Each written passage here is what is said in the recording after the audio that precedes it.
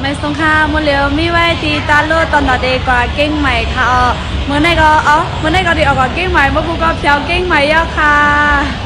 ไปพบทบกันดีเก้งใหม่ค่ะฮัลโหลพี่น้องเก้งใหม่พี่ไผ่พองอันนี้เป็นไผ่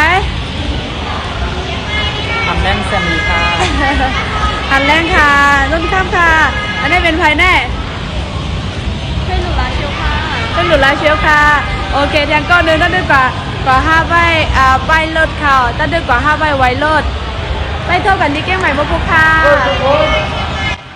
อันนี้ก็จะเป็นตาโรตีบอชิดกรุงเทพค่ะเด็กกว่าเก้งใหม่เป็นบอกอันดังสู้โจมาเมืองไทย3 ปีใบแน่ใบยามถึงเก้งใหม่เซบอกค่ะใจตื่นเต้นเบใจยาว่าเมื่อเข้ามาเมืองไทยนั่นไหนซ้ำเมื่อดังได้ก็ประเดี๋ยวมาดังเก้งใหม่ให้ต่างเข้ากรุงเทพก็การเข้าซ้ำลูกตีมันตะเลตีเว้งเหลือตีเว้งเหลือให้ก็ขี่ดึงเปลี่ยนมันลงตีตอนเมืองกำเดียวแลเอาจุ่มได้แถวเก้งใหม่เซบอกค่ะเด็กกับแถวมือได้ยาวค่ะโอ้โหกลางไหนบ่พูไปมาเท่ากันที่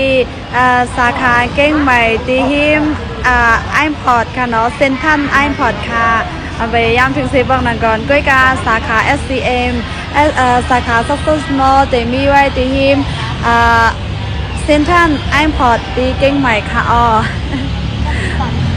ไอเดมาละลายพองค่ะบ่พูตีอันเดมามีไผ่พองคอมเมนต์ตั้งแต่นั่นเลย